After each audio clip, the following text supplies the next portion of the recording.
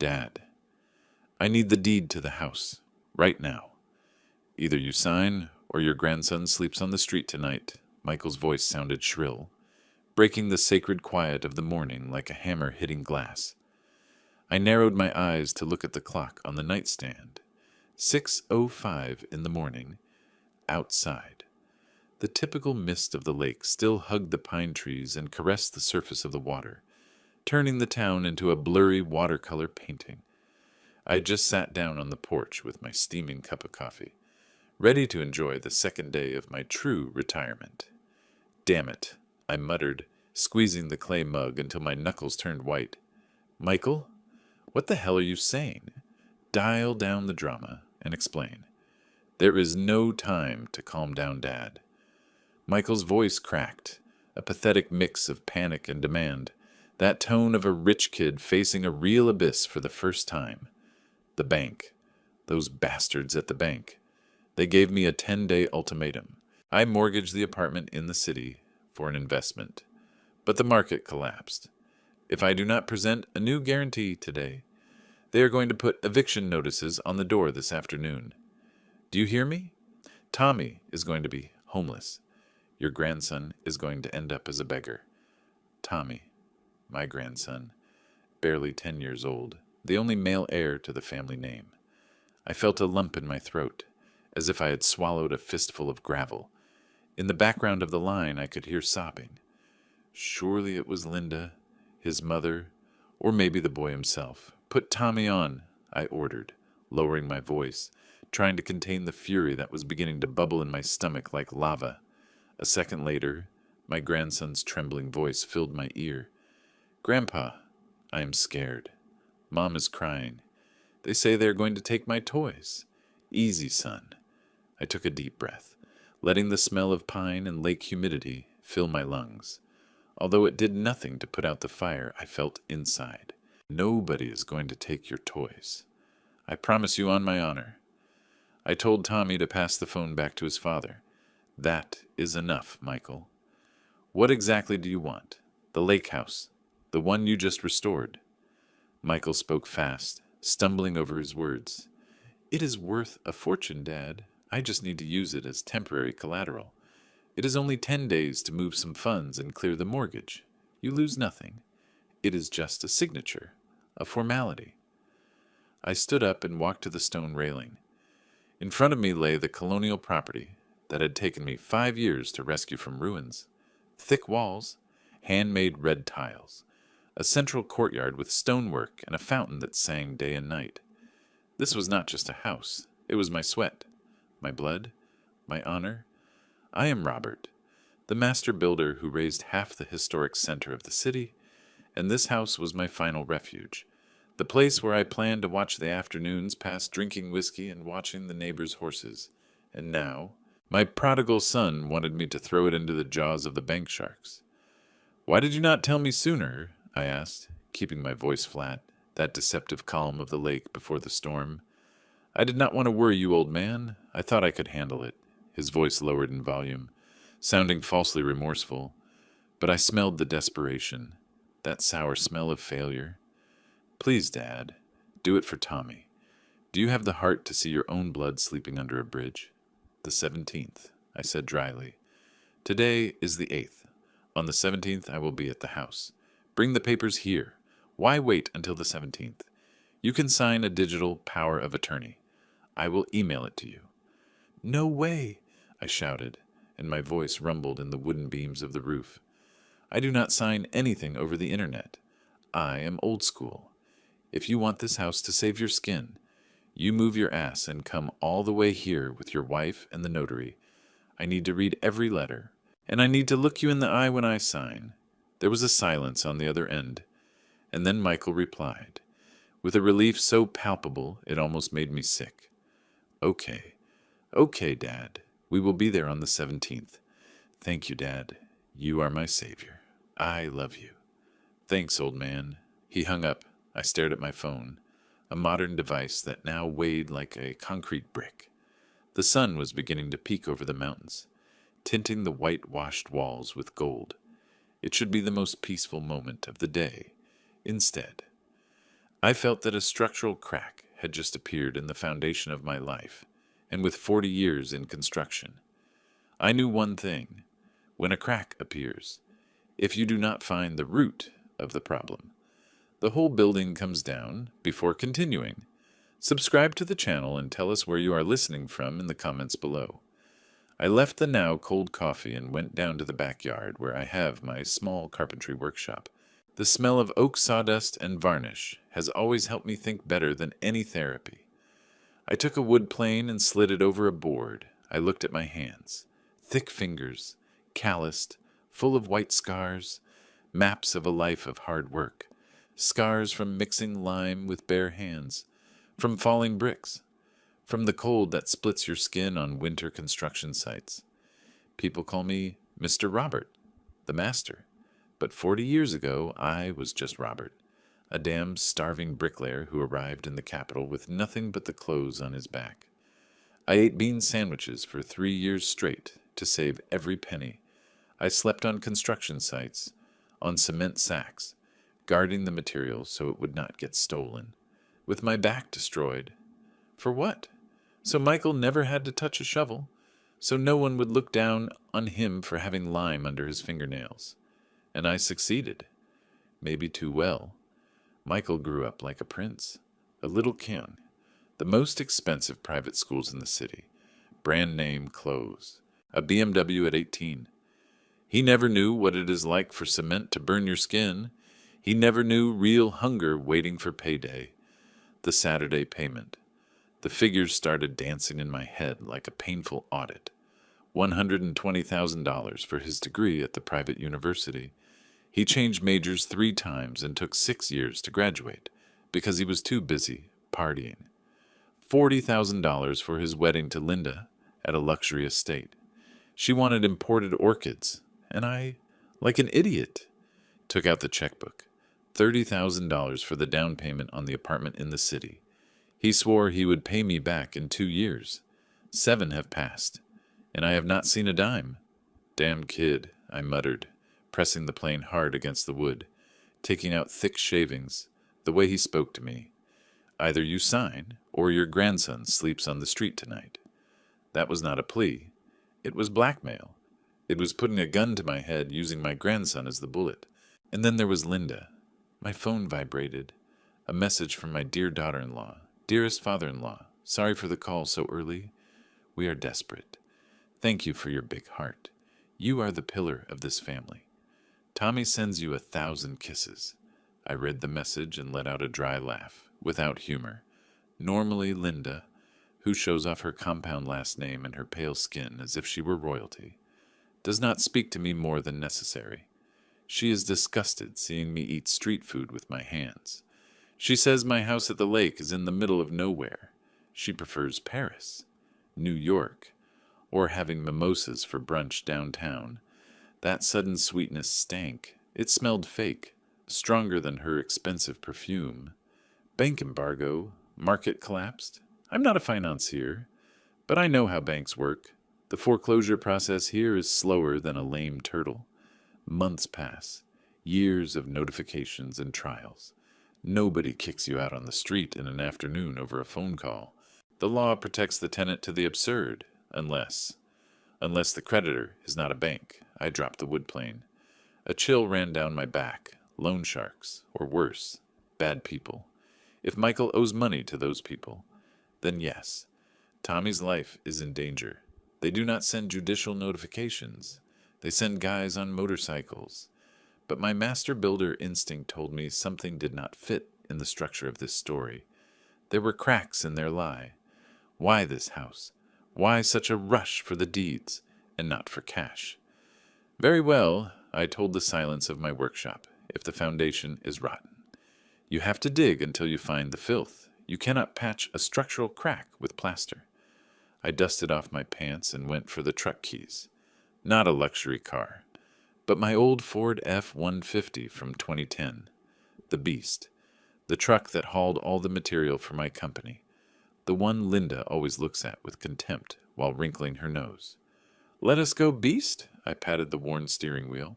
We are going to the city. We are going to hunt for the truth. The trip from the lake to the city takes about 2.5 hours, but that day I felt the road was infinite. The beast roared up the curves through the pine forests. The fog dissipated, revealing the asphalt monster that is the capital. My mind rewound recent events like an old movie.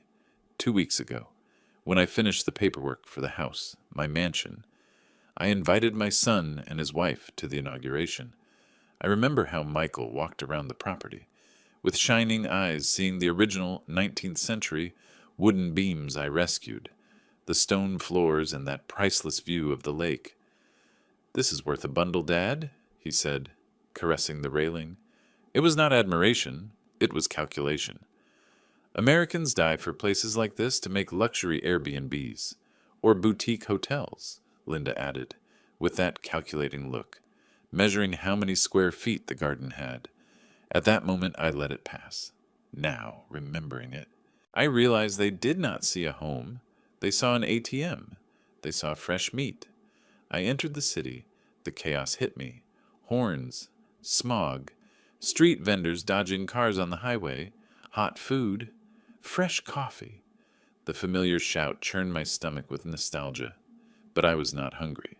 I was thirsty for answers. I did not go to their apartment uptown.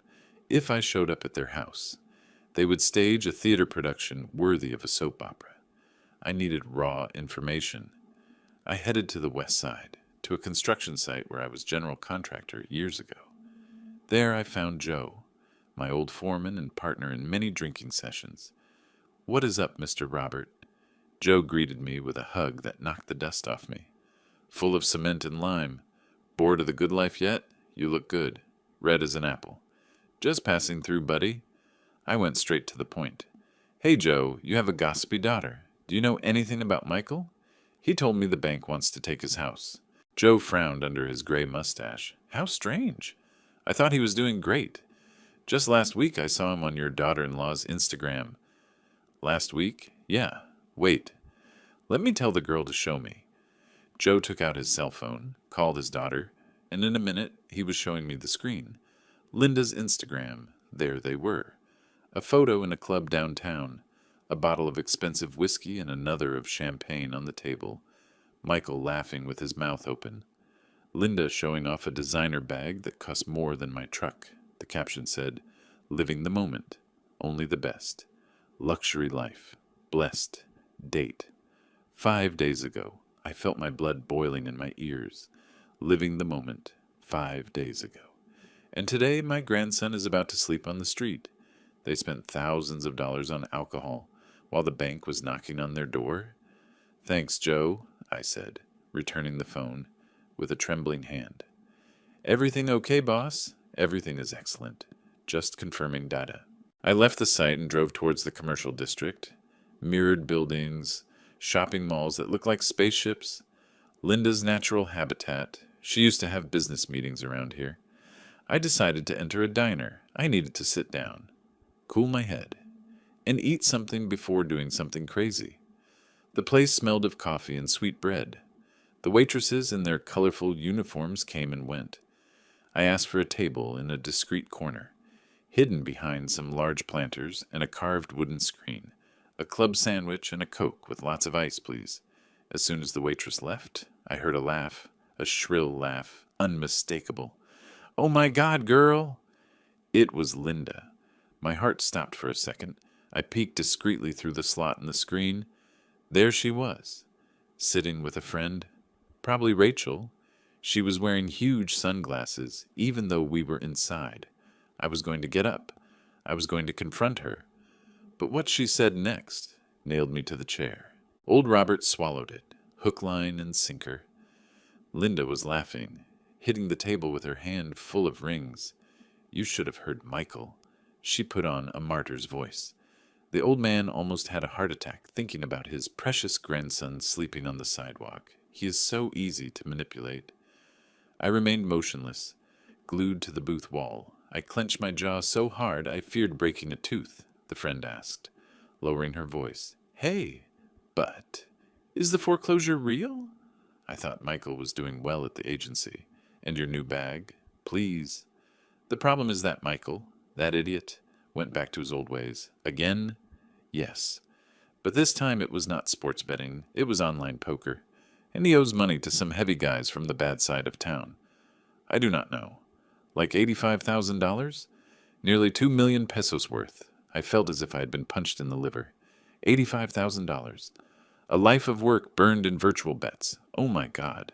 And why do you not sell the apartment? Asked the friend. Are you crazy? Linda hissed. And where am I going to live? What will my friends at the club say? No way. I have to keep up appearances. The target is the old man's lake house. That is the gold mine.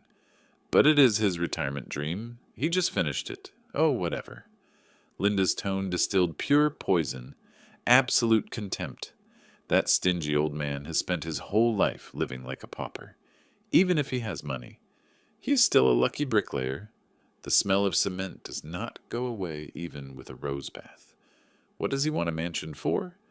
Let him go to a nursing home or a social interest apartment in the slums. He does not know how to appreciate luxury. He only knows how to eat sandwiches and save.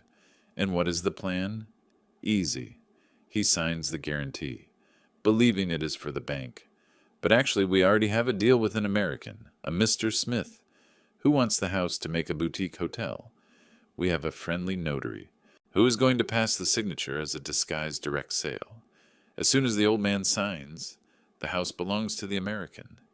By the time Robert realizes, we will have already paid the debt and we will be in Paris. What a bitch. What a plan. The friend let out a laugh. And is there money left over? Obviously. That house is worth like $500,000. We have enough left to live like kings for a good while. I deserve it. Putting up with that tacky father-in-law is a full-time job. I am ashamed to be seen with him when he arrives in that horrible truck. Cheers to Paris. They clinked their mimosa glasses. My sandwich arrived, steaming, with the cheese perfectly melted. But I only saw red. Stingy old man. Smell of cement. Tacky. Shame. Every word was a stab. The money did not hurt. The contempt hurt. It hurt to know that for them. My 40 years of breaking my back under the sun were worth nothing, except to finance their vices. It hurt that they used the love I have for Tommy as a weapon to rob me. I wanted to get a keep. I wanted to flip their table, scream at them that I built the foundations on which they posed their expensive heels. I wanted to go find Michael and break his face like a man. But no, I breathed. I inhaled the smell of pickle and fries and exhaled my fury. I am Robert. I am a master, and a master does not destroy crazily. A master plans if demolition is needed. It is done with surgical precision. A controlled demolition. Let the building fall. But let it not damage the neighboring structures. Let it not damage Tommy. I took out my wallet. I left a $50 bill on the table. I did not even touch the food. I adjusted my hat. I smoothed my plaid shirt. And I left the diner through the back door, silent as a shadow. They kept laughing, planning their outfits for Paris, without knowing they had just woken up the devil. I got into my Ford truck. My hands were trembling, not from fear, but from a cold and dark adrenaline.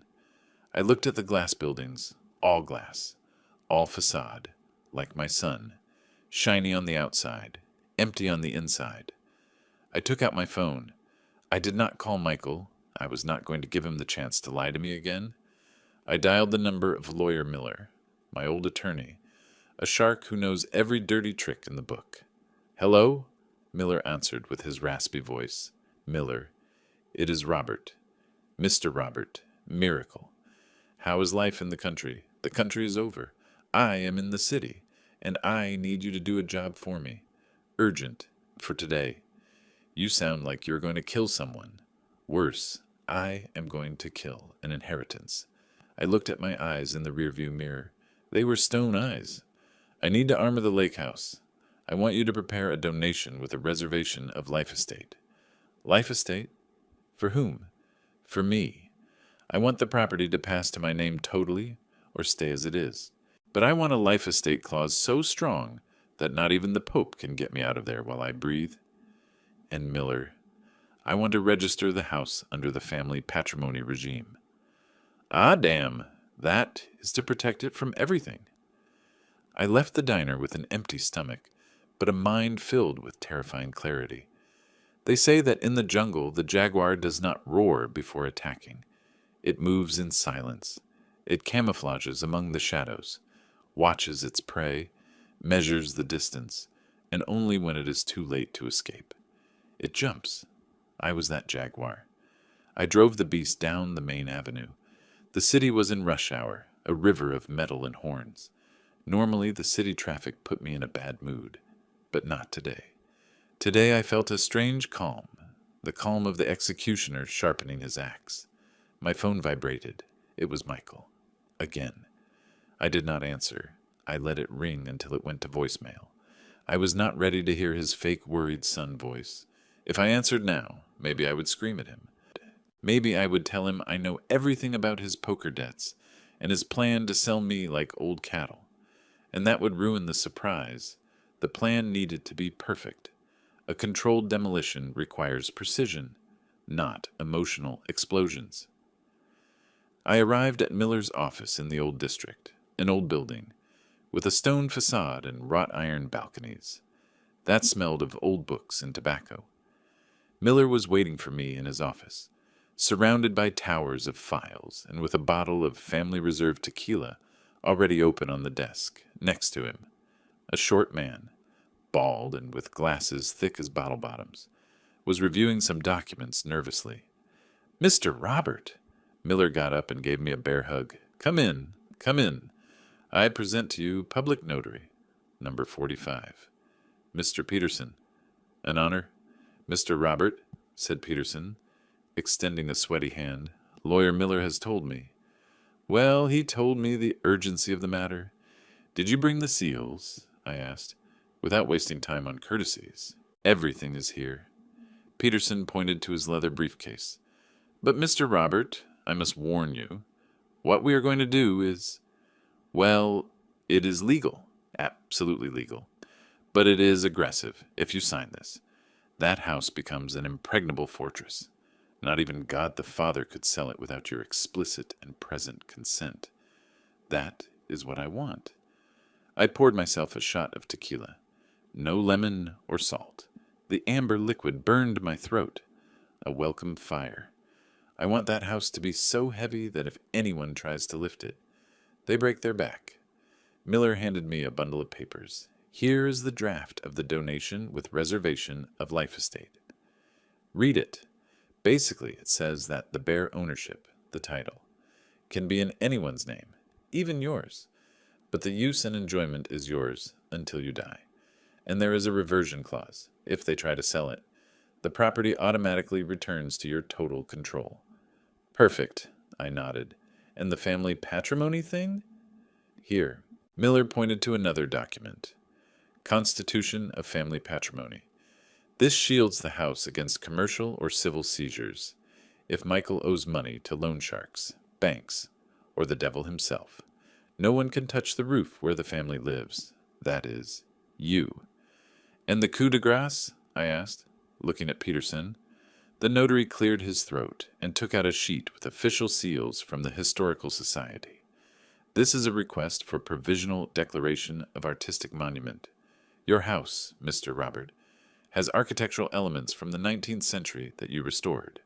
With this request filed and stamped with yesterday's date, a small administrative favor, any attempt at remodeling, demolition, or change of land use, like for a hotel, is frozen for years until the society decides. No one in their right mind would buy a property with this burden." I smiled, a twisted and cold smile. "Where do I sign?" We spent the next 2 hours signing, sealing, and drinking tequila. Every signature was a nail in the coffin of my son's greed. Every notary seal was a brick in the wall that would separate me from his betrayal. When we finished, it was already night. Miller walked me to the door. "Robert," he told me, getting serious for the first time, "you are my friend and my best client. I have seen families destroyed for less money than this.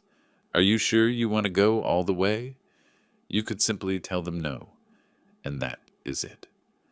I looked at the city lights, thinking about Tommy, about Linda laughing at my cement smell, about Michael betting my life at a poker table. No Miller, I put on my hat, if I just tell them no. They will look for another way to rob me, or worse, they will wait for me to die. They need a lesson that hurts them in the only place where they feel anything, in the wallet. You are a bastard, Robert, Miller smiled sadly. I am a father, and sometimes being a father means letting your children crash against the wall so they learn to walk straight. I got into the beast and started the return to the lake. The road was dark and lonely. I felt tired, old, but strangely alive. The jaguar had prepared the ambush. Now it only remained to wait for the prey to arrive at the watering hole. The following days passed with agonizing slowness. I returned to the lake house and dedicated myself to acting normally, although inside I was being consumed. Michael called 3 more times. I answered the second time. Dad, is everything okay? Are you still on for the 17th? His voice sounded anxious. Rushed. I'm here, son, preparing everything. I lied with a naturalness that scared me. I am looking for the old deeds to have them at hand. Do not worry about anything. Thanks, Dad. You are the best. I swear this is just a formality. Yes, son, a formality. I hung up and went to the garden. I started pruning the bougainvilleas with big shears. Snip, snap. I cut the dry branches, imagining they were Linda's lies. Snip, snap. Mr. Chucho, the caretaker of the neighboring property, peeked over the stone wall. Good afternoon, Mr. Robert. I see you are very hard-working today. Are you going to have a party? Something like that, Chucho. I wiped the sweat from my forehead. My son is coming to visit on Saturday. Ah, that is good. Family comes first. You will see how happy he gets with the fresh air. Yes, I murmured. He is going to get an unforgettable surprise. I went into the house and went to my office. On the solid wood desk, I placed the red folder that Notary Peterson had given me. Inside was my shield and my sword, the modified deeds, the Family Patrimony Act, and the Historical Society request. Next to the folder, I put an old frame photo. It was from 30 years ago. Me, young and strong, carrying an 8-year-old Michael on my shoulders at a construction site. He was wearing a yellow plastic helmet, which was too big for him, and he was smiling with that innocence that breaks your heart. I touched the glass of the frame. At what moment did I lose you, my son? I asked the photo. Was it when I bought you the first car? Was it when I let your mother spoil you too much? Or was it when I was ashamed of being a bricklayer and wanted you to be a fancy lawyer? Maybe the fault was mine. Maybe I created the monster that was now coming to devour me. If I had built those rotten foundations, it was my responsibility to demolish them. And the demolition started on Saturday. I prepared the house as if I were going to receive royalty. I cleaned the silver. I waxed the floors. I bought barbecue and brisket for lunch. I wanted them to see what they were about to lose. I wanted the house to shine so much it hurt their eyes. Friday night, a thunderstorm hit the valley. Thunder rumbled against the mountains and rain hit the tiles like stones. I sat on the porch, drinking a black coffee, watching the lightning illuminate the lake. Tomorrow the lies ended. Tomorrow, Robert, the bricklayer, was going to give his last and most important construction lesson. Saturday the 17th dawned with an insulting blue sky, clean and bright, as if last night's storm had never existed. The air smelled of wet earth and pine. At 12:30 in the day, I heard the roar of an engine. It was not just any car engine. It was the soft and arrogant purr of a BMW. I peeked through the kitchen window. There they were. Michael's silver-gray BMW entered the gravel driveway, kicking up dust. Behind him came a black SUV, tinted windows, too big and too aggressive for my taste, the welcome committee. I went out to the porch, drying my hands on a rag. Michael got out first. He was wearing khaki pants and a brand-name polo shirt with loafers without socks. He looked thinner than last time, with deep circles under his eyes that not even his sunglasses could hide. Anxiety was coming out of his pores. Linda got out of the passenger side. She was impeccable, as always. Tight jeans, white linen blouse, Panama hat, and those huge glasses that probably cost more than a month of food for my workers. She looked at the house, not with affection, but like an appraiser, scanning, calculating. 2 men got out of the SUV. One was the driver bodyguard. The other, a guy about 40, shiny blue suit, gold watch that shone in the sun, and a shark smile that showed too many whitened teeth. He was carrying a leather briefcase under his arm, the famous friendly notary, or the real estate coyote. Harvey, I suppose. Dad! Michael ran towards me and gave me a tense hug. Quick! He smelled of expensive cologne and cold sweat. Thanks for receiving us. Thanks for doing this. Hello, son. I let myself be hugged, feeling his rigid body. Come in, come in. Linda approached and gave me an air kiss near my cheek, without touching me, as if she were afraid of catching poverty, although she was the one coming to beg for alms. Father-in-law, your house is beautiful, like a magazine, I swear. Thanks, Linda, I said, looking her straight in the eye, behind her dark glasses. Too bad it is so far from civilization, right? She tensed for a microsecond, but recovered her smile. Oh no, it is a paradise, a spiritual retreat. Dad, this is Mr. Harvey, said Michael, pointing to the guy in the blue suit. He is going to help us with the paperwork for the Collateral. He is completely trustworthy. A pleasure, Mr. Robert. Harvey extended his hand. He had a weak and damp handshake. A magnificent property. Magnificent. You have a rough diamond here. It is not a diamond, counselor. It is my house, I corrected, giving him a bricklayer's handshake, strong and calloused, which made him wince in pain. Come to the dining room. I have barbecue. Oh, Robert, what a nice detail.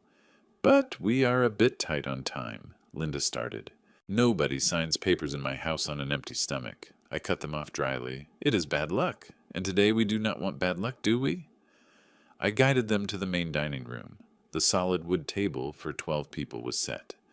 The smell of roasted pork, fresh bread, and green sauce filled the room. They sat down.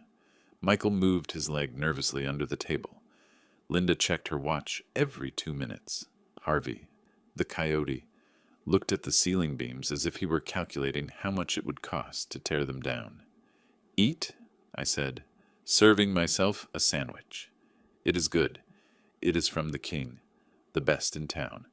They ate out of obligation. I ate with gusto, chewing slowly, savoring every bite, enjoying the spectacle of their discomfort. It was like watching 3 condemned men trying to enjoy their last supper, without knowing that the gallows were already ready in the courtyard. Well, Dad, Michael left his sandwich half-eaten. Really, we need to hurry. The bank closes at... Well, procedures have a time. Sure, the bank. I wiped my mouth with the cloth napkin. Slowly, very slowly. We do not want Tommy sleeping on the street, right? Exactly. Good. I stood up. Let us get to business. I walked to the sideboard and took the red folder. I put it on the table with a dry thud. Boom! The sound resonated like a shot in the silent room. Harvey, the coyote lawyer, opened his own briefcase and took out some documents. Mr. Robert.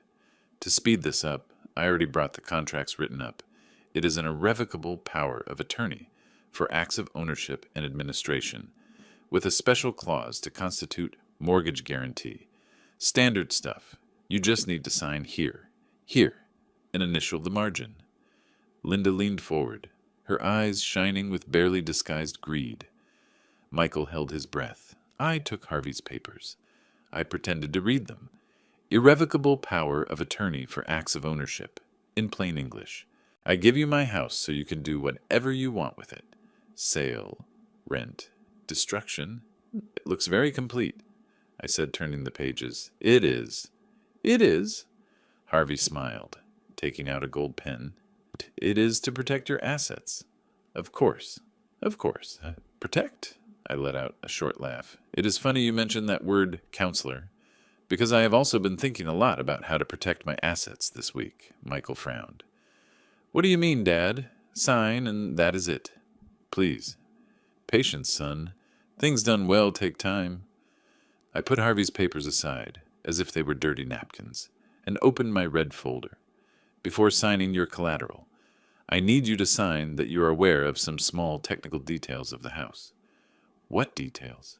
Linda's voice became sharp. I took out the first document, the donation with reservation of Life Estate. You see, last Tuesday I had an epiphany. I thought, Robert, you are already old. One never knows when one kicks the bucket. So I decided to fix my papers.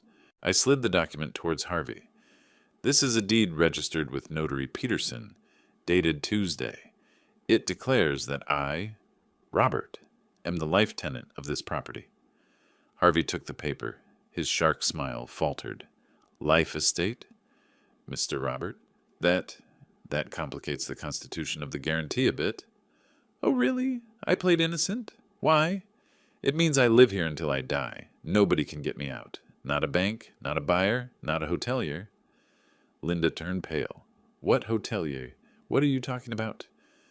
I ignored her question and took out the second document, the family patrimony declaration. And this? This is a beauty. It protects the house from seizures. If Michael owes money, or if I owe money, the house is untouchable. It is a sanctuary. So, son, I looked at Michael. If the bank wants to foreclose on you, tell them to come for this house. The law is going to laugh in their face. Your guarantee is perfect, because nobody can take it away. Harvey started sweating. He loosened his tie knot. Sir, with the family patrimony constituted, the bank will not accept the property as collateral. It has no liquid commercial value. It cannot be executed. Exactly. I hit the table, making the cutlery jump. That is the point. Michael stood up, shaking. Dad, what did you do? I need the house to be sellable. I mean, executable. If not, they will not lend me the money. Sellable? I stood up slowly, leaning my calloused hands on the table, leaning towards them like a tower about to fall. I thought you said it was just a temporary formality. Why do you need it to be sellable if it is only collateral for 10 days? The silence that followed was thick, heavy. You could cut it with a knife. Unless? I lowered my voice to a dangerous whisper. Unless the intention was never to use it as collateral. Unless the intention was to sell it.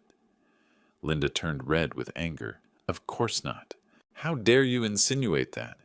We are desperate, and you come out with your paranoid old man legalities. Paranoid? I took out the third document, the Historical Society request. Maybe.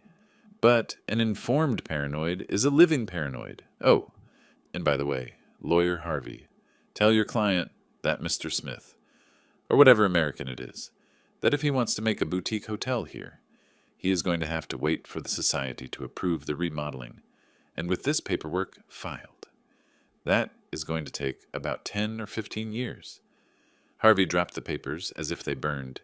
He looked at Linda, then at Michael, with panic in his eyes. They told me the property was clean. They told me the old man was flexible, murmured Harvey. I cannot work like this. This is fraud. If the buyer finds out about this, they sue me. Harvey closed his briefcase with a slam. I am getting out of here. I am not going to burn for your gambling debts. Harvey. Wait, shouted Michael. Sit down. My shout was so loud that Michael fell back into his chair. The coyote Harvey almost ran towards the SUV. We heard the engine start and tires screeching on the gravel. Only the three of us remained, the happy family. Linda was breathing agitatedly, her chest rising and falling. Michael had his head in his hands. The theater is over, I said, walking towards the window to see the dust of the SUV settling. There is no audience anymore. Now it is just us. Dad? Michael lifted his face. He had tears in his eyes, but they were not tears of repentance. They were of pure fear. You just killed us. Literally. Those guys are not a bank. I know. I turned towards them. They are loan sharks, or bad people, or guys from the bad side of town, and you owe them $85,000. Michael froze. How? The diner downtown, last Tuesday, 1:30 in the afternoon. I looked at Linda. Stingy old man. Smell of cement. Tacky. Ring a bell? Linda opened her mouth, but no sound came out. Her arrogance deflated like a punctured balloon. She made herself small in her chair. I heard you. I heard everything. I heard how you mocked me. I heard how you planned to sell my house, my life, to pay for your vices and go to Paris. My voice was trembling, not from anger, but from pain. I heard how you used Tommy, my grandson, as a bargaining chip. I approached Michael. He could not look me in the eye. I gave you everything, Michael. Education, cars, house. I gave you a life I never dreamed of having. And in exchange, you bring me a coyote to rob me. You lie to my face. You threaten me with your son's safety. I was desperate, Dad, sobbed Michael. Poker. It got out of hand. I started winning. Then I lost. I wanted to recover. It is a pit. I cannot get out. And you decided to throw me in the pit to get yourself out, I said with sadness. That is not manly, Michael. That is cowardly. And now what? Linda spoke. Her voice was a broken whisper. Are you going to let us die if we do not pay? They are going to come for Michael. They are going to come for us. I looked at my son, a 38-year-old man, crying like a child, defeated by his own decisions. Part of me wanted to take out the checkbook, sign a check for $85,000 and end this. I could do it. I have the savings. I could save him one more time. But I remembered Miller's words. I have seen families destroyed for less money. And I remembered my own life. Nobody saved me when I slept on cement sacks. Nobody saved me when I fell off the scaffold. I got up alone. If I saved him now, he would never learn. If I saved him now, he would bet again tomorrow, knowing that Daddy is always there to clean up his mess. No, I said firmly, I am not going to let you die, but I am not going to save you either. What does that mean? Asked Michael. It means this house is mine, and it stays that way. The money you owe is your problem. You have 2 hands. You have 2 feet. You have health. Work. Sell the BMW. Sell your watches. Sell the brand name clothes. Move to a cheap place. That will not be enough, shouted Linda. It is $85,000. Then learn to negotiate, or run, or face the consequences. I walked to the door and opened it wide. The afternoon sun poured in. But here, in this house, charity is over. The Bank of Dad is closed. Dad. Please. Michael grabbed my arm. They are going to kill me? I broke his grip with a sharp movement. Then you better run fast, son, because here you no longer have shelter. Get out, both of you, and do not come back until you are decent people. You are a monster, screamed Linda, standing up, with mascara running down her cheeks. I hope you rot in your mud mansion. You are never going to see Tommy again. That was the final low blow, but I was prepared.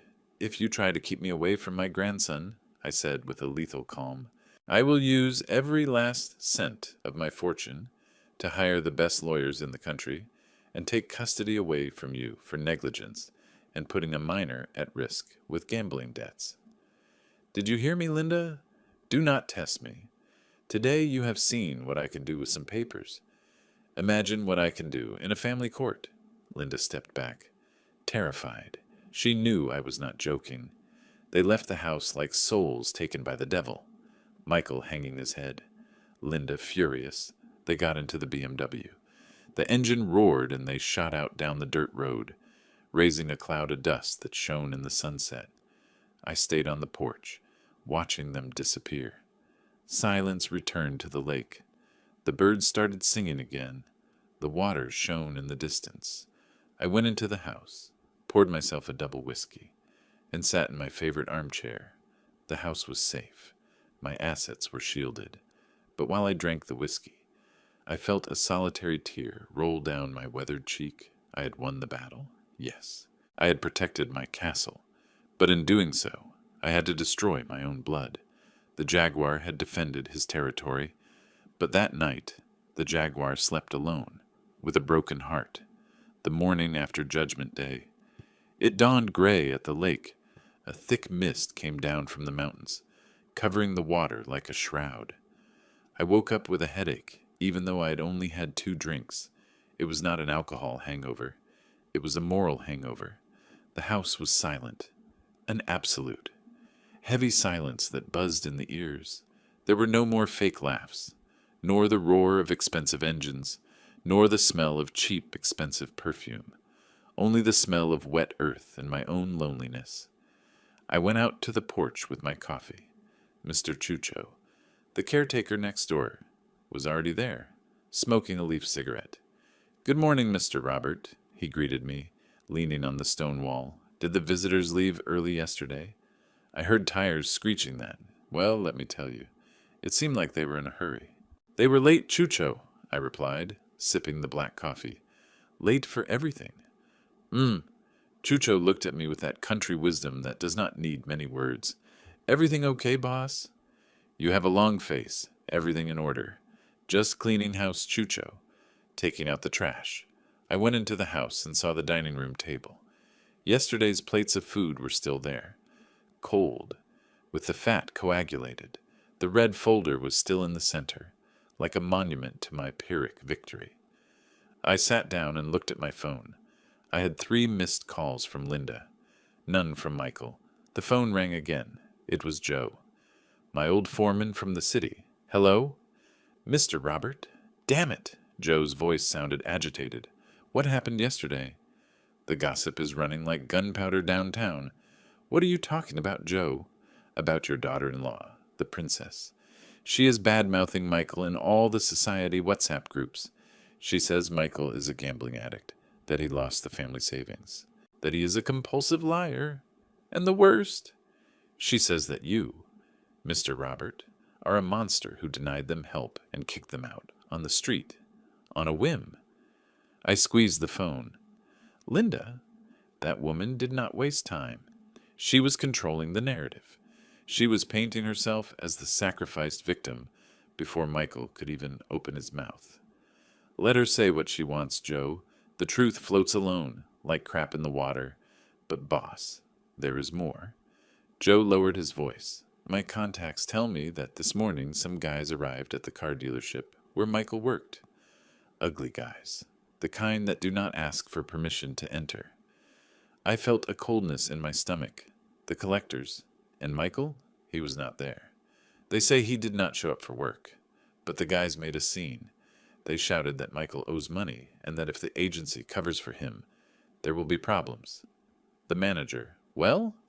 They say they fired Michael right there, for damaging corporate image and bringing criminal problems to the business. I closed my eyes. The first domino had fallen. Thanks. Joe, keep me informed, but do not intervene. Eyes and ears only. Understood, boss. I hung up. I poured myself another coffee, although my hand was trembling.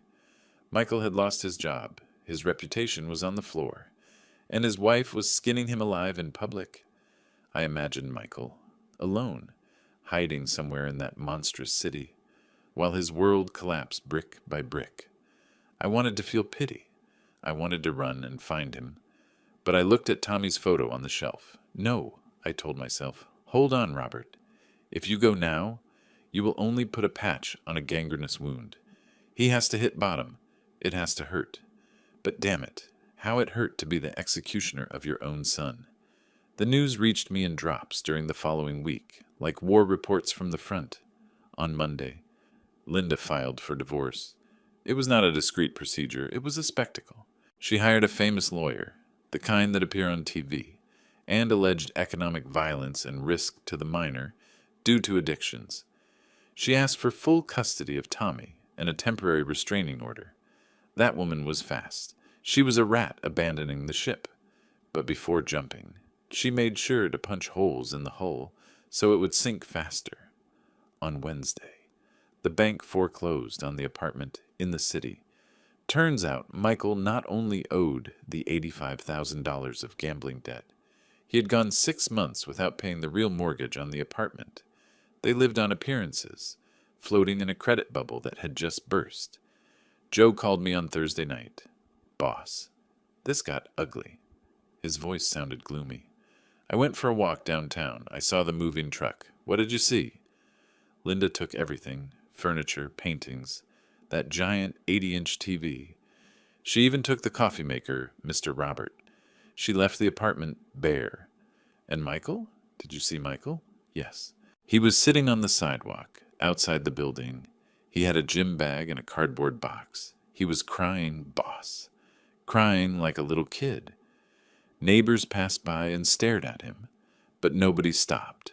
They took the BMW yesterday. The finance company took it with a tow truck because he owed 3 monthly payments. I imagined the scene. My son, the prince of the city, the one who was ashamed of my old truck, sitting on the street, without a car, without a home, without a family. And where did he go? I asked, with a dry throat. I do not know. He got into a rideshare taxi and left. That night I could not sleep. I wandered through the house like a ghost. Every corner of the house reminded me why I had done this. To protect this legacy. But what good is a legacy if you do not have anyone to leave it to? Tommy, my grandson. What would they be telling him about me? That his grandfather is the villain of the movie? I sat in the office and wrote a letter. Not to Michael, but to my lawyer, Miller. Miller. Open an educational trust for Tommy. Put $50,000 in it, shielded, that can only be used for tuition and books. That neither Linda nor Michael can touch a cent for anything else. Make it anonymous, if possible, or in the name of the Boss Foundation. At least I could secure the boy's future. But his father's present, that depended only on him. On Friday afternoon, my phone rang. Unknown number. I knew who it was before answering. Hello? Dad? The voice was unrecognizable. Hoarse, broken, dragging. He sounded drunk, or sick, or both. Michael. They took everything, Dad. He sobbed. Linda left. She took Tommy. They fired me from the agency. The bank kept the apartment. I am in a transient hotel in the bad part of town. It is disgusting, Dad. There are cockroaches. The bad part of town. A rough neighborhood. Dangerous at night. Far, very far from the luxuries of the city center. Those are the consequences, son, I said, keeping my voice firm, although inside I was crumbling. Consequences, his tone changed, from pity to sudden anger. You did this. You could have signed that damn paper. It cost you nothing. You are a selfish piece of shit. You have millions buried in that old house, and you let your son rot in a fleabag hotel. I did not bet your money on the internet, Michael, I reminded him.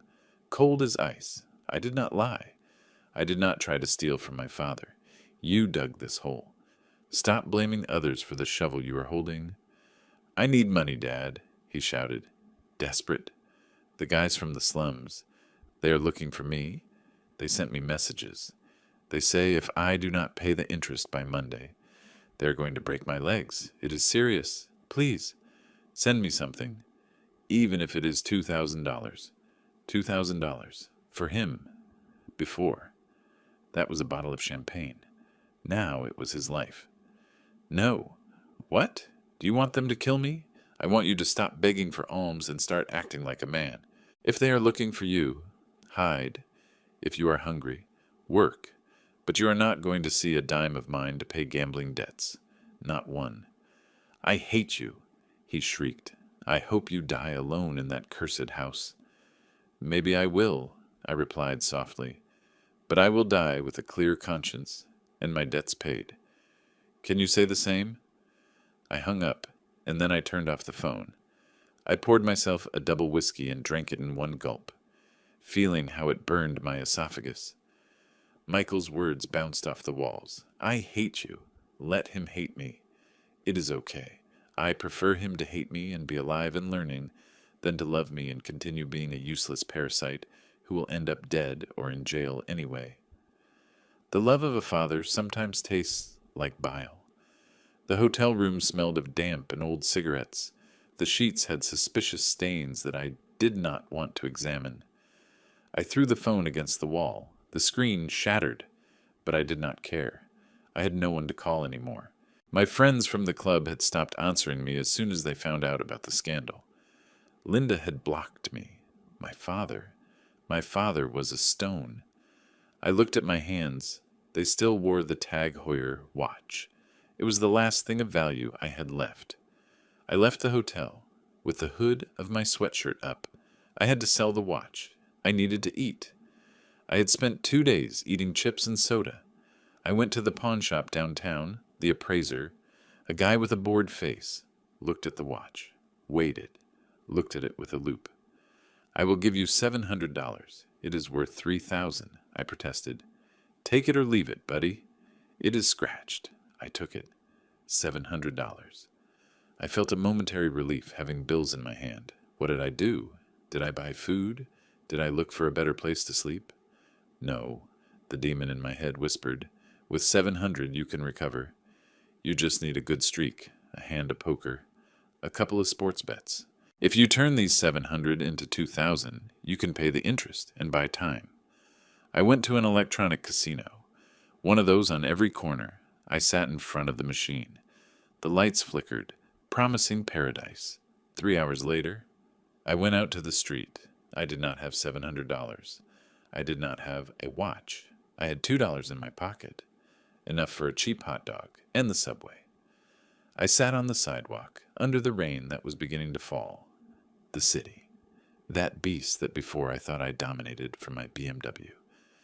Now looked at me from above, threatening. Giant, I cried. Not the manipulative crying I used with my father. I cried for real, from fear, from hunger, from shame. I saw myself reflected in the asphalt puddle. I was no longer Michael Woods, the successful executive. I was a bum with dirty designer clothes.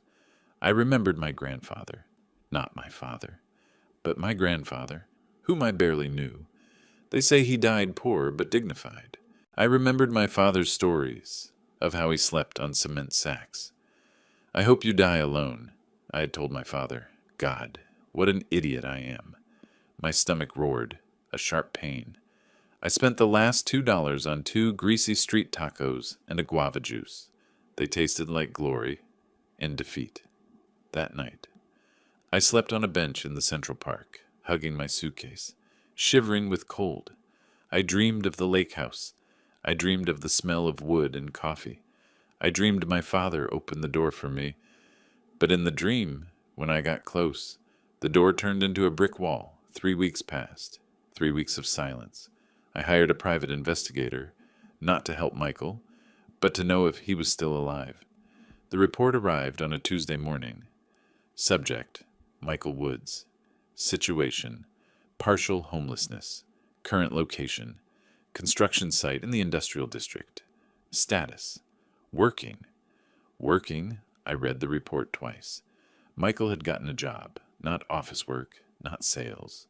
He had shown up at a big construction site, social housing apartments, and had asked for work. The report had photos. There he was, my son. He was wearing dirty jeans and a gray t-shirt full of white stains. He was wearing a cheap orange plastic helmet. He was carrying a bag of cement over his shoulder. In the photo, his face was red from the effort, the veins in his neck bulging. He looked thinner, almost emaciated, but he was standing. The investigator added a note. The foreman, a guy named Nuts, keeps him on a short leash. They call him the dandy. To make fun of him, they do the classic hazing, sending him for sodas, making him carry the heaviest stuff. But the subject has not quit. He has been there 4 days. I got a lump in my throat.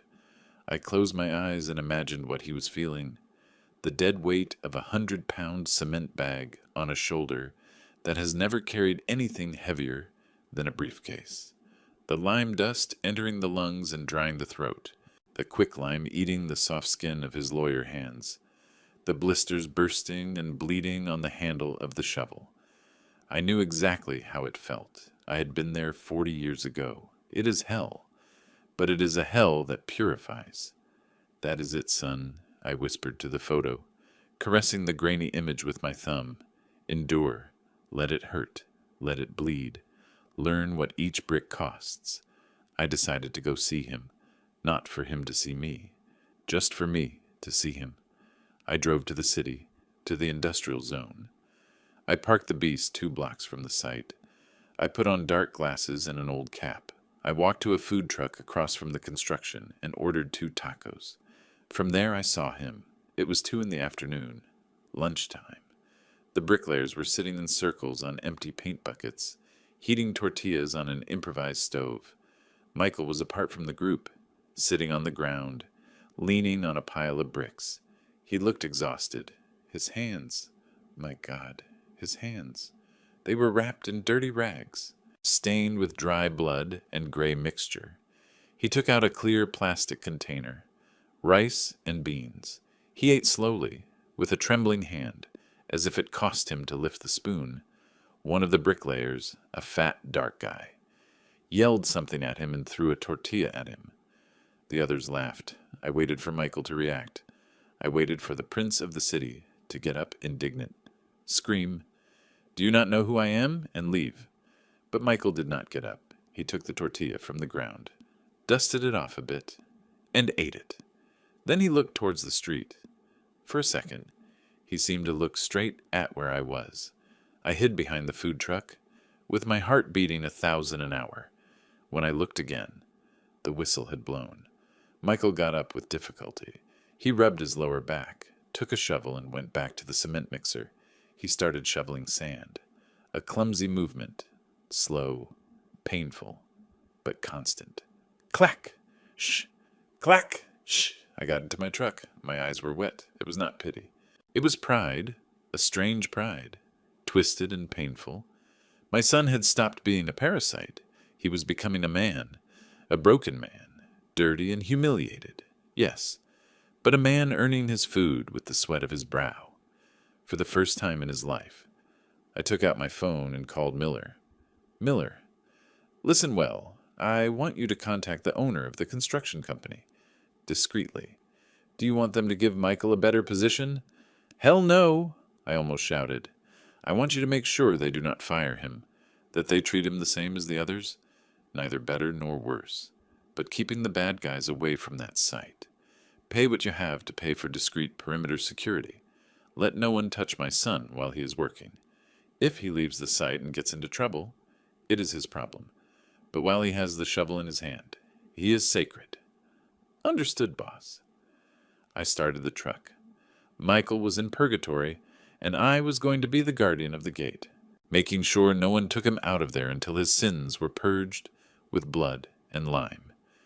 6 months passed, half a year in which the seasons changed at the lake. The rains left, leaving the crystal blue sky, and the cold winds began to blow from the mountains. During that time, my life was reduced to a monastic routine, tending my orchids, repairing the stone fences, and reading the weekly reports the private investigator sent me. Those reports were my only connection to my son. Michael did not quit after 4 days, nor a week, nor a month. The prince of the city, the one who complained if the air conditioning was not at 72 degrees, survived the most brutal summer of the city, carrying sacks under the sun. The 3rd month's report said, subject has lost 25 pounds, has gained muscle mass. His hands present severe calluses. They no longer call him the dandy. Now they call him the mute, because he works without complaining and barely speaks. But the most important thing was not the physical work. It was the other thing. Every Tuesday and Thursday night, Michael went to a basement in a church in the suburbs. Gamblers' Anonymous meetings. He sat in the last row, drank bad coffee in a styrofoam cup, and listened. According to the investigator, Michael did not speak during the first 10 sessions. He just listened, until one night he stood up. My name is Michael, and I am a compulsive gambler. I lost my wife, my son, and my father's respect for a royal flush that never came. I read that transcript sitting on my porch, with a lump in my throat. It was the first time in his life Michael told the truth without adornments, without blaming bad luck, nor the market, nor me. Also, I knew he had moved from that Fleabag hotel. Now he rented a room on a rooftop room, in the house of an older lady near the site, a room 10 by 10, shared bathroom, no heating. Linda, for her part, continued her media war, although each time with less audience. People get bored quickly of other people's dramas when there is no money involved. As Michael no longer had a dime to squeeze, she stopped attacking him and concentrated on looking for a new rich husband, a sugar daddy, who would finance the lifestyle she believed she deserved. Tommy, my poor grandson. I knew from my lawyer Miller that the educational trust was working. Linda tried to challenge it to have access to the cash, but Miller is an old dog and shielded that money better than Fort Knox. It is for the boys' school, madam, not for your bags, he told her in a hearing. I was still here, in my empty castle, waiting. I could not call him. If I called him, I would break the spell. He had to come to me. He had to climb the mountain on his own 2 feet, not by cable car. One Saturday in November, the wind was blowing hard, agitating the waters of the lake. I was varnishing an old door in the courtyard when I heard the bell of the main gate. I was not expecting anyone. Mr. Chucho had a service key. I wiped my hands with tow and walked towards the entrance. There he was. He did not bring the BMW. He did not bring brand-name clothes. He was wearing worn jeans, work boots, dirty with red dust, and a cheap denim jacket that was a little big for him. He had arrived by bus. From the central terminal to the lake, it is 3 hours on a second-class bus. Then, he had walked the 2 miles from the town to my house, uphill. Michael. He looked older. Gray hairs had started to appear at his temples. Although he was only 38, his skin, before pale from the office, now had the color of copper toasted by the sun. I opened the gate. We looked at each other. There were no hugs. There were no fake smiles. Good afternoon, Mr. Robert, he said. His voice was deeper, more settled. Good afternoon, I replied. What do you come for? Michael put his hand in his jacket pocket and took out a yellow envelope. He extended it to me through the bars, as if he were afraid that, if he entered, he would dirty the floor. I come to pay my debt. I took the envelope. I opened it. Inside were bills of different denominations, some of 20, others of 10, many of $5 and $1 bills. They were wrinkled, with that unmistakable smell of money that has passed through many working hands. I counted mentally. It was about $120. It is the first installment, said Michael, looking me in the eye. He did not lower his gaze this time. I know I owe you $25,000 from the apartment loan 7 years ago, and I know I owe you much more than money. But this is what I could gather this month after paying rent and Tommy's child support. $120. 6 months ago. Michael spent that on a bottle of wine at dinner. Now, it was the fruit of a month of carrying cement and eating bean tacos. It is clean money, Dad, he added, seeing that I said nothing. It is not from betting. It is not borrowed. It is from my job. They pay me on Saturdays at noon. On the line. I felt my eyes stinging. I squeezed the envelope in my hand. That envelope weighed more than all the gold in the world. Have you eaten? I asked. Michael hesitated. His pride told him to say yes. His stomach probably shouted no. I ate a sandwich at the terminal. Come in. I opened the gate completely. I made beef stew. And there's a lot left over for a lonely old man. Michael crossed the threshold. He walked differently. He no longer had that arrogant and bouncy walk of a little king. He walked with a firm step, heavy, the step of a man who knows the gravity of the earth. We ate in the kitchen, sitting on the wooden stools, not in the main dining room. At first, Only the sound of metal spoons clashing against clay bowls was heard. "The stew is good," he said, wiping his mouth with a tortilla. "It lacks herbs." But I did not find fresh ones at the market. Mr. Chucho's bush dried up. Michael stopped eating and looked at his hands. He had short and clean nails, but the fingers were swollen, full of recent scars, and the skin was rough, like 80 grit sandpaper. "My hands hurt, Dad," he said suddenly, his voice barely a whisper. "Every day.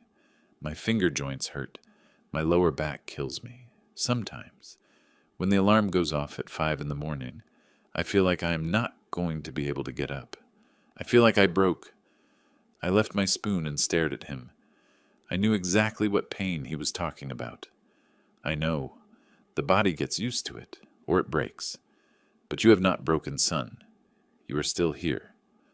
"Almost." He shook his head, looking at the bottom of his plate. "The first weeks, I wanted to die. I wanted to steal copper wire from the site to sell it. I wanted to bet my salary on the machines at the corner. And why didn't you?" Michael looked up. His eyes were red. "Because I remembered you. I remembered one time when I was like 7, that you came home with your shirt torn and dried blood on your arm. Mom was crying, scared. But you washed yourself in the sink with laundry soap. You put alcohol on it, and the next day you went to work just the same. I always thought you did it, because you had no choice. Because we were poor and you were afraid of losing the job." He took a breath, trembling. "Now I understand. It was not just poverty. It was for dignity. And I never had dignity, Dad, until now that I know what a cement sack weighs." I got up from the table, feeling a lump in my throat that would not let me speak. "Come," I told him. "I want to show you something." I took him to my office. In the corner, under an old blanket, was my old cedar wood trunk, the one I always kept locked, and that Linda called your box of old junk. I took the key from my pocket, turned it in the rusty lock, and lifted the heavy lid. A smell of mothballs, old paper, and memories filled the room. I started taking things out and putting them on the desk. "Look at this." It was a heavy medal. Golden. National Architecture Award, 1998. I took out a diploma rolled in a cardboard tube. Recognition from the National Institute of Fine Arts for the restoration of the Post Palace Dome. I took out black and white and color photos. Photos of me, young and with a black mustache, shaking hands with 2 different presidents. Photos of me directing monumental works, with white helmets, surrounded by engineers who listened to my instructions. Michael opened his eyes wide. He took the diploma with reverence, as if it were a sacred text. "Dad, I knew you were a contractor, that you did well, but—" "National prize? You restored the Post Palace? Why did you never show me this? Why do you have them hidden in an old trunk?" "Because I was afraid," I confessed, sitting on the edge of the desk. "I was afraid of intimidating you. I wanted to be just Dad to you, not Master Robert. I wanted you to love me for who I am, for the man who makes you breakfast, not for my medals. And also because I wanted you to make your own way, without feeling the shadow of my success crushing you." I sighed, looking at the photos of a past life. "I was wrong, son, by hiding my effort from you, by giving you everything easy to compensate for my absences. I taught you the wrong thing. I taught you to enjoy the shade of the tree without knowing who planted it, nor how much water it cost to water it. I made you believe that luck was a right, not a reward." Michael took the gold medal. His calloused and trembling hands caressed the cold metal. "I thought you were just a lucky bricklayer who won the lottery with some contracts," he whispered, and a tear fell on the medal. "What an asshole I was. Forgive me, Dad. Forgive me for despising you. Forgive me for calling you tacky behind your back. The tacky one was me, with my silk suit and my empty head. You are already forgiven." I put my hand on his shoulder. I felt the hard and tense muscle under the cheap denim jacket. "From the moment you grabbed that shovel in the city and did not let go, I forgave you." Michael collapsed. He hugged me, burying his face in my chest, crying like when he was a child, and scraped his knees. But this time he was not crying from physical pain. He was crying to cleanse his soul. That afternoon, we did not talk about money. We did not talk about debts. We sat on the floor of the office with a bottle of whiskey. Only a drink for me, soda for him. And we talked about concrete mixtures. We talked about the correct proportion of lime and sand. We talked about load beams and how to level an uneven floor. For the first time in my life, I was not talking to my useless son. I was talking to a colleague, an apprentice, a man. December arrived with dry cold. Michael came every 2 weeks to bring me money and work with me on the house. We were building a new volcanic stone perimeter fence to separate the land from the neighbor's road. One Sunday afternoon, while we were putting the mixture, a familiar car parked in front of the gate, a gray sedan rideshare. Linda got out of it, and Tommy. My heart skipped a beat seeing my grandson. I dropped the trowel and ran to open the gate. Tommy threw himself into my arms with that force that only children who truly miss someone have. "Grandpa! Grandpa!" I hugged him tight, smelling his hair that smelled of chamomile shampoo. He had grown, my son, my champion. I missed you so much. Behind him, Linda was standing, waiting. She did not look as impeccable as before. Her clothes were brand name. Yes, but from collections 2 years ago. She looked tired, with her makeup a little runny and a forced smile painted on red lips. "Hello, Robert," she said, softening her voice, trying to recover that honeyed tone she used before. "Hello, Michael." Michael was standing next to the mix, with the shovel in his hand, sweaty, dirty with lime and earth.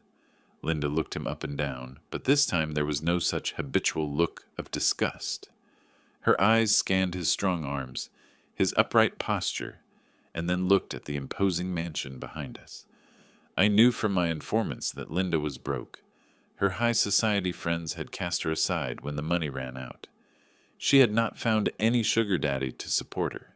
And now, seeing that Michael was sober, working, and most importantly, reconciled with me, the owner of the mansion, her opportunist radar had turned on again.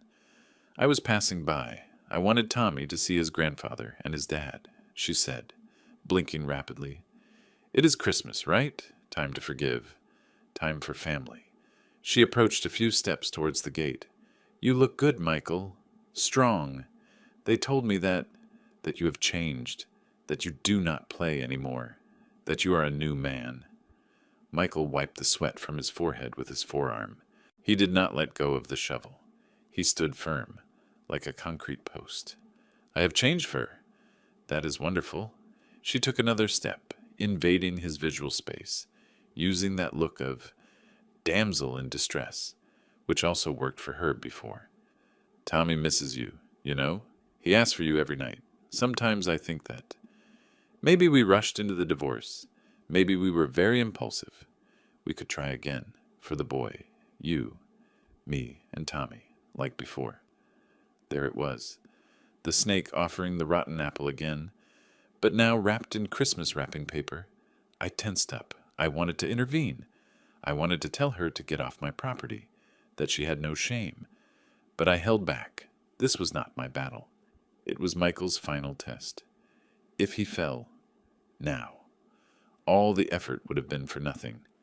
Michael drove the shovel into the damp earth. He straightened up, looked at the woman who had humiliated him publicly, the woman who had taken even the coffee maker while he cried on the sidewalk. "You are right, Fur. I have changed," said Michael, with a calm and deep voice I did not know. "And because I have changed, I know what I am worth now. Of course, my love, you have always been worth a lot," she smiled triumphantly, believing she already had him in her pocket. "No," Michael shook his head, erasing her smile. "Before I was worth what I had in my wallet, or what my dad gave me. Now I am worth what I have in my hands and in my word. And you. You do not want this, Michael." He took a step towards her, without crossing the gate. "You want the Michael who paid for your platinum cards. You want the Michael who took you to Paris. That Michael no longer exists, Linda. He died of hunger and cold in a transient hotel downtown. The man you see here is a bricklayer, earning minimum wage and living in a rooftop room. Does that man interest you? Are you interested in living with me there?" Linda blinked, confused and offended. "Do not be ridiculous, Michael, with your dad supporting us." "My dad is not going to support us," he cut her off dryly, "and I am not going to ask him for a dime." "So, are you interested in the bricklayer or not?" Linda stepped back. The mask fell for a second, revealing disgust and frustration. "You are an idiot. You are still a loser, only now you are dirty. I prefer to be a dirty but free loser than your clean puppet." Michael smiled, and it was a genuine smile, luminous, free of burdens. "Tommy stays." "What?" she shrieked. "Tommy stays to eat?" "It is Sunday," I said, intervening with my boss voice. "You can go if you want, or you can come by for him at 5 o'clock. But my grandson stays with his father and his grandfather to eat barbecue." Linda evaluated the situation. She knew she had lost. She had no cards to play. "I will come by at 5 sharp," she said dryly. She turned around, her heels sinking into the earth, and got into the ride share, slamming the door. When the car drove away, Michael released the air he had been holding. His legs trembled a little, and he had to lean on the fence. I approached and gave him a solid slap on the back, leaving a white dust mark on his jacket. "Good catch, son, good defense." Michael looked at me with bright and wet eyes. It felt better than winning any poker hand dad. It felt real. That is self-respect, son. It tastes better than aged whiskey, and the hangover is pure satisfaction. Tommy ran towards us with a soccer ball. "Dad, Grandpa." "Are we playing? Let us play," shouted Michael, and for the first time in years, I saw him run without anything weighing on his back. The sun is setting over the lake, tinting the water violet and gold. It is the magic hour at the lake house, when the wind calms down, and the church bells ring in the distance. We are in the backyard of the mansion. The smell of mesquite charcoal and roast meat fills the air, mixing with the aroma of pines. Michael is in front of the grill, flipping some cuts of steak and sausage with skill.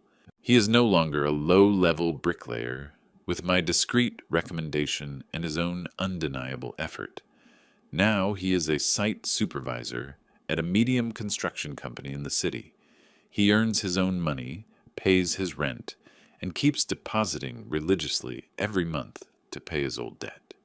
He keeps going to his Gamblers Anonymous meetings every week. He says it is his preventive maintenance. Tommy, taller and lanky, runs through the garden throwing a frisbee to cement, the gray stray dog we adopted a few months ago. I am sitting in my wicker rocking chair, with my hat pulled down, a blanket over my legs, and a glass of hibiscus water in my hand. The doctor forbade me whiskey. Things about age and pressure, he says. Although sometimes I cheat. The mansion is still here, imposing and beautiful. My legal papers are still valid in the notary's safe. The life estate, the family patrimony, the artistic monument declaration. The house is a legal fortress. But I realized something as I watched the smoke rise from the grill and hear my son's laughter.